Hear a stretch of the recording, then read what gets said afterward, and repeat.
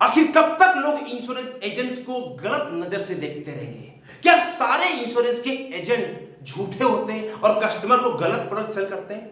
दोस्तों, as a insurance adviser आपके साथ में कुछ चीजें हैं जो नहीं होनी चाहिए, गलत होती है, लेकिन फिर भी कोई आवाज उठाने वाला नहीं है। कहां कहां पे एक इंश्योरेंस एडवाइजर का शोषण होता है दोस्तों, मैं बताऊंगा आपको इस वीडियो में, और फिर मैं आपको बताऊंगा कि आप कैसे डील कर सकते हैं ताकि आपके साथ में गलत ना हो। दोस्तों, आपको बता दूं, इंश्योरेंस इंडस्ट्री भारत के अंदर 98.5 बिलियन डॉलर की है। दोस्तों, 15 लाख इंश्योरेंस के एजेंट हैं, 4 से 5 लाख कर्मचारी हैं और करीबन 7 से 8 लाख लोग इनडायरेक्टली इस इंडस्ट्री से जुड़े हैं। दोस्तों, करोड़ों लोगों और उनके बच्चों का भविष्य ये लाइफ इंश्योरेंस इंडस्ट्री भारतवर्ष के अंदर डिसाइड करती है। तो अगर आप इस इंडस्ट्री का हिस्सा हैं तो घबराने की जरूरत नहीं है। दोस्तों, एक बात आपको और शेयर करना चाहता हूं कि कैसे इंश्योरेंस के एडवाइजर किसी हीरो से कम नहीं है।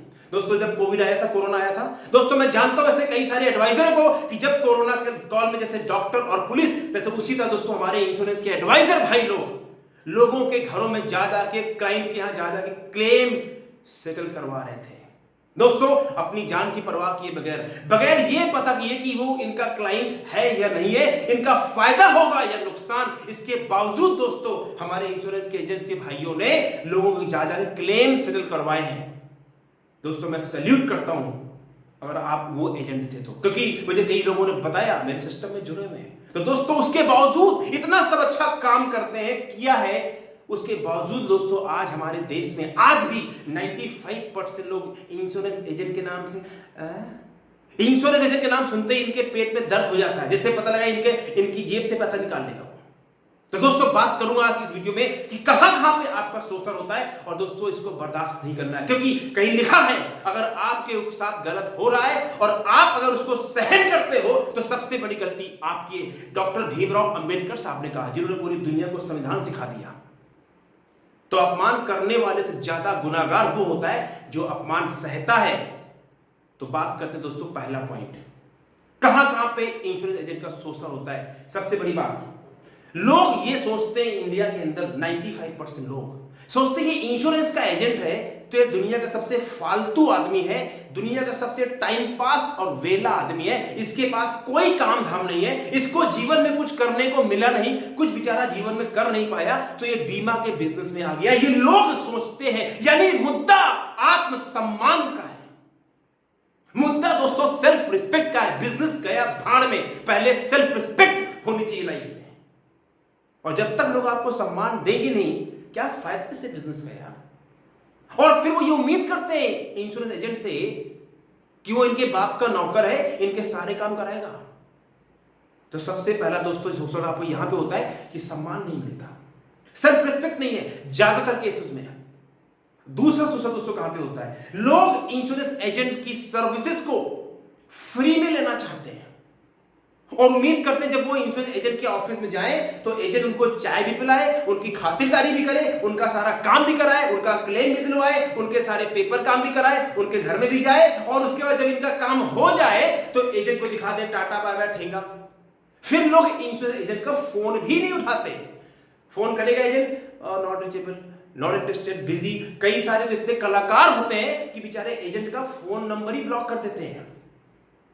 यानी ये समझते हैं कि इंश्योरेंस एजेंट इनको सर्विस देने के लिए तो आया है, लेकिन इनसे पैसे नहीं कमा सकता, और अगर पॉलिसी करा भी देंगे तो पूछेंगे इसमें डिस्काउंट कितना दोगे, कैशबैक कितना दोगे, जैसे इंश्योरेंस एजेंट के कमीशन पे इनके बाप अपनी नाम की रजिस्ट्री करा ले गए। मैं थोड़ा कड़वा बोलता हूं, यस, क्योंकि मैं आपके दर्द को समझ सकता हूं, ये दर्द है आप लोगों का। सर्विस फ्री में दिया, अरे भाई क्यों, आप भी तो प्रोफेशनल पर्सन हो। एक डॉक्टर फीस लेता है, एक वकील फीस लेता है, एक प्राइवेट इंश्योरेंस कंपनी में एक बंदा नौकरी करता है, उससे तनख्वाह आती है। सुनो, जब सब लोग पैसा कमा रहे हैं तो जब एक इंश्योरेंस एडवाइजर की इनकम की बात आती है तो उसके साथ ये सौतेला व्यवहार क्यों?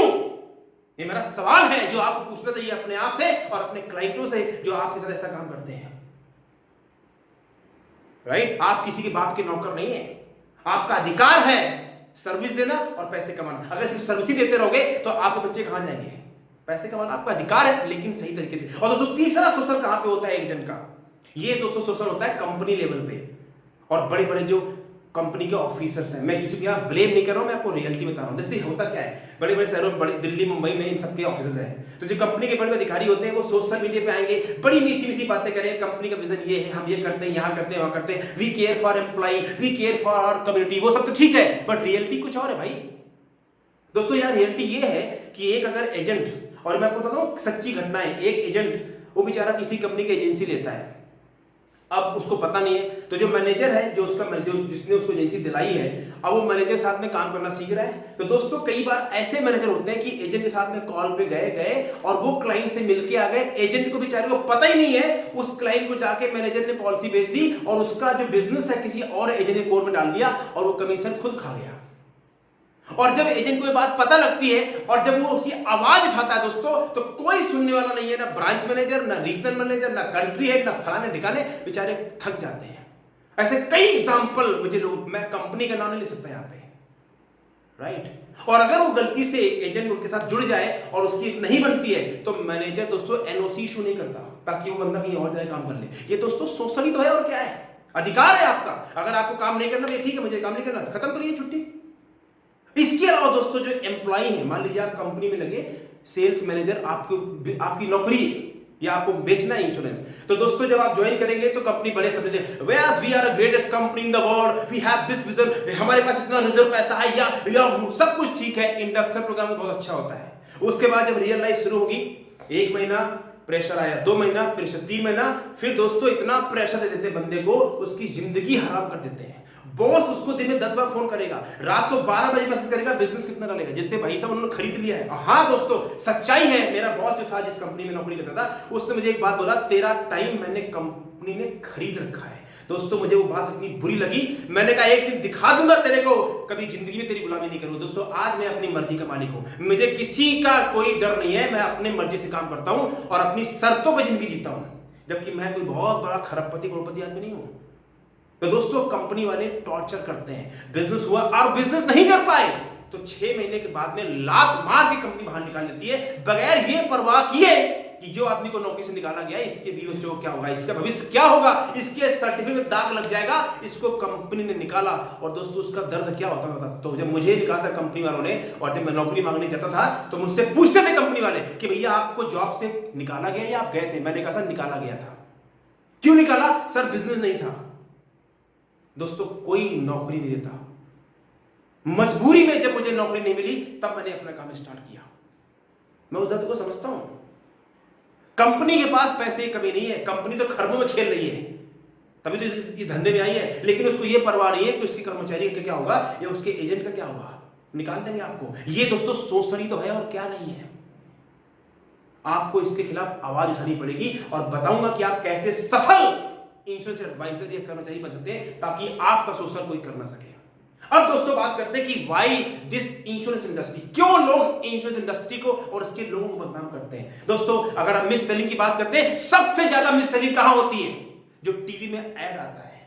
ये जो बड़े बड़े फिल्म स्टार, फिल्में हीरो हीरोइन जो ऐड करते हैं, ये क्या कहते हैं? हीरोइन आएगी, नाचेगी, ठुमका लगाएगी, ये क्रीम लगाओगे आपकी त्वचा एकदम मेरी जैसी दमदमा गोरी हो जाएगी। उसको ही पता है कि वो झूठ बोल रही है, और जो हम और आप देखते हैं, हमको आपको भी पता है कि झूठ है। कोई फिल्म स्टार आएगा, बोलेगा ये पहनोगे तो आप सुपरस्टार बन जाओगे, ये डीओ लगाओगे तो आप सफल हो जाओगे। ये सब झूठ है, या सुनो सब झूठ है, लेकिन ये सब झूठ बिक रहा है। कोई आवाज उठाने वाला है? कोई नहीं है। कोई किसी को तकलीफ ही नहीं होती है। सरकार कई बार कुछ बैन लगाती है, फिर सो जाती है। अभी नियम बन रहा है, बनेगा जब देखा जाएगा। अभी तो कब से चल रहा है। यानी ऐड वाले हमारे आपके दिमाग को, सबकॉन्शियस माइंड को भर रहे हैं, हे ये इस्तेमाल करो, ये इस्तेमाल करो, ये पियो, वो खाओ, ये करो, ये गाड़ी लो। और रियलिटी क्या है? 90% जो ऐड है, 90% जो एंडोर्समेंट है, वो सब के सब प्रोडक्ट मार्केट में काम ही नहीं करते जो क्लेम किया जाता है। जो न्यूट्रिशनल प्रोडक्ट मार्केट में कंपनी ऐड करती है, जो उसमें लिखती है न्यूट्रिशन क्या है, दोस्तों रियलिटी में होता ही नहीं है वो, लेकिन कोई कहने वाला नहीं है। और यहां पे एक इंश्योरेंस का एडवाइजर या एम्प्लॉय अपनी फैमिली को चलाने के लिए किसी और बंदे को अगर फाइनेंशियल प्रोडक्ट सेल करता है, सही से गाइड करता है, तो क्या गुनाह कर दिया भाई? तो उसके ऊपर इतना ज्यादा अत्याचार क्यों? किसकी उसने भैंस चोरी कर ली भाई? लेकिन कोई आवाज उठाने वाला नहीं है। एक अगर इंश्योरेंस का एडवाइजर आपको कोई समझा रहा है कि अगर आप चले गए दुनिया से, जो लोग चले जाते हैं, तो परिवार क्या होगा, सड़क पे आ जाएंगे, या आप नहीं कुछ हुआ तो पैसे मिल जाएंगे, तो लोग नहीं ये झूठ बोल रहा है, अच्छा ये झूठ बोल रहा है एडवाइजर, और वो जो फिल्मी हीरोइन नाच रही है ये क्रीम लगाओ लेके आ जाए, तो वो झूठ नहीं बोल रही है। तो दोस्तों आपको समझना है इस बात को। अब बात करता हूं कैसे आप 3 काम करके एक सफल एडवाइजर बन सकते हैं, या अगर इस इंडस्ट्री में नौकरी करते हैं तो आप सफल हो सकते हैं। बात कड़वी बोल रहा हूं, डंके की चोट बोलता हूं, मुझे किसी को गलत नहीं कहना, ना ही मुझे किसी का डर है। मैं जो बोलता हूं अपने एक्सपीरियंस से बोलता हूं और ताल ठोक के बोलता हूं। सबसे पहला काम, अगर आपको कामयाब होना है इस इंडस्ट्री में, तो लोग क्या कहेंगे, वो मेरे बारे में क्या सोचेगा, वो मेरे बारे में क्या सोचेगी, इस बात की परवाह करना बंद कर दो। रवि जी वो मेरे बारे में क्या सोचेगा, आपके बारे में कोई नहीं सोच रहा। Nobody is thinking about you at all. लोग अपनी जिंदगी मरे जा रहे हैं, उनकी जिंदगी तो बेचारे ईएमआई देते तो परेशान है लाइफ में, आपके बारे में क्या सोचेंगे, और सोचेंगे तो गलत सोचेंगे। तो सबसे बड़ी प्रॉब्लम भारतवर्ष के अंदर क्या है, सबसे बड़ा रोग, क्या कहेंगे लोग, रवि जी नहीं नहीं नहीं मेरा स्टेटस नहीं है, तो फिर जिंदगी में कुछ हो ही नहीं पाएगा। किसी काम में चले जाओ, जब तक आप इस दर्द से, इस बीमारी से ऊपर नहीं आओगे, ये मानसिक बीमारी होती है कि लोग मेरे बारे में क्या सोचेंगे, कभी जीवन में कुछ कर नहीं पाओगे। इतिहास लिखना है तो लोगों की परवाह करना बंद कर दो, कौन आपके बारे में क्या सोचेगा। सिर्फ think about you, your family, your business, your dreams and your customer, क्योंकि आपके कस्टमर है जो आपको सब दे सकते हैं जो जीवन में आप चाहते हैं। इसके अलावा जो जनता है वो आपको नीचे गिराएगी, लेकिन किसी से आपको द्वेष करने की जरूरत नहीं है।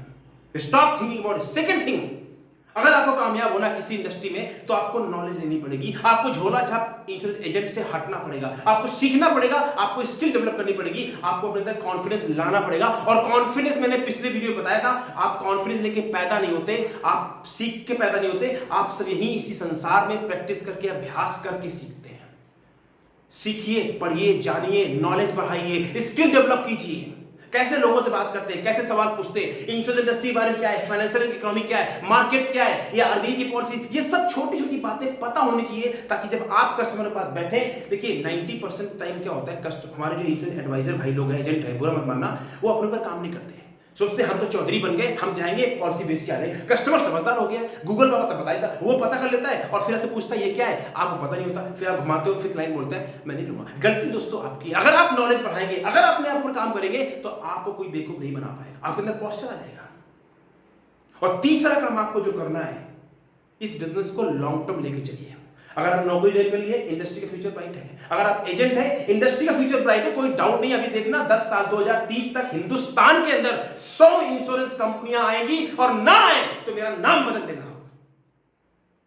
जिस तरीके से $5 ट्रिलियन इकोनॉमी बात हो रही है दोस्तों, ये $10 ट्रिलियन इकोनॉमी बनेगी। दुनिया की 5वीं सबसे बड़ी अर्थव्यवस्था बन चुका है। हमने लंदन यानी यूके, यूनाइटेड किंगडम, हमने ब्रिटिश को पीछे कर दिया, जिसने भारतवर्ष में 200 साल राज किया। आज वो इकोनॉमी भारत से पीछे हो गई है, कोई छोटी बात है। वर्ल्ड की सबसे बड़ी 5 अर्थव्यवस्था भारत बन चुका है दोस्तों। यहां पे सैकड़ों कंपनियां आएंगी इस इंडस्ट्री के अंदर। और अगर आप लगे रहोगे, सीखते रहोगे, डटे रहोगे, खेलते रहोगे, काम करते रहोगे, नियत साफ रखोगे, लॉन्ग टर्म दूर की सोच चलोगे, तो आपको लखपति करोड़पति बनने से इस इंडस्ट्री को रोक नहीं सकता। लेकिन प्रॉब्लम क्या है, यहां पे लोग आते ही टीओटी बनना चाहते हैं, 60 लाख रुपए कमाना चाहते हैं, एक ही क्लाइंट के पास जाके एमडीआरटी कर, वो होता है, लेकिन उसके लिए अभ्यास करना पड़ता है, वो कॉन्फिडेंस लाना पड़ता है। वो कैसे आएगा, जब आप घिसोगे, घिसना पड़ेगा, सीखना पड़ेगा, फेल होना पड़ेगा और लगे रहना पड़ेगा। फेल होके गिरो, कहते हैं गिरने में कोई बुराई नहीं है, बुराई है अगर तो गिर के खड़े ना होने में ही बुराई है। आप मेरी एनर्जी और पैशन को महसूस कर सकते हो। ये क्यों है, क्योंकि मैं उस दर्द से गुजरा हूं। आज मैं किसी कंपनी का इंश्योरेंस नहीं सेल करता, मैं कोच हूं, मैं ट्रेनर हूं, मैं हेल्प कर रहा हूं हजारों लाखों लोगों की, कि वो लोग इस इंडस्ट्री में आए और कामयाब हो और अपने सपने पूरे करें। क्योंकि मुझे कभी किसी कंपनी में नौकरी से निकाला था, वजह क्या थी, बिजनेस नहीं था। 2 साल से उस कंपनी में नौकरी कर रहा था और किराया देने मकान के पैसे नहीं थे। कोई नहीं पूछता, भाई कंपनी में पैसे बहुत हैं, लेकिन किसी को आपके दर्द की परवाह नहीं है। अगर परवाह किसी को है तो आपके परिवार वालों को, आपके बीवी को और आपके बच्चों को, उनको ध्यान में रखते हुए आपको काम करना है। अगर दोस्तों ये वीडियो आपको अच्छा लगा है और अगर आप अपने आप को एक जिम्मेदार एडवाइजर समझते हो तो इस वीडियो को केवल देख के बहुत अच्छा मत कीजिए। सबसे पहले कमेंट कीजिएगा कि आपको क्या अच्छा लगा, और इस वीडियो को कम से कम अपने एडवाइजर भाइयों को कम से कम 3 से 5 एडवाइजर भाइयों को फॉरवर्ड करें अभी राइट नाउ, ताकि ये मैसेज एक क्रांति की तरह पूरे हिंदुस्तान में फैल जाए और भारत सरकार के भी कान खड़े हो जाए और कंपनी वाले कान खड़े हो जाए कि एक एडवाइजर कोई टाइम पास आदमी नहीं है, सम्मानजनक काम करता है, कोई चोरी नहीं करता, और आपकी सारी मांगे पूरी होनी चाहिए। दोस्तों बहुत बहुत धन्यवाद देता हूं आपको, आप ऐसे जुड़े हुए हैं। अगर आप पहली बार तो सब्सक्राइब कर लीजिए। अच्छा लगा, मैं उम्मीद करता हूं कि मैं आपको सर्व कर पा रहा हूं, और आगे मुझे आप बता सकते हैं कि किस तरह की वीडियो मैं आपको बनाऊं। Thank you very much, God bless, take care.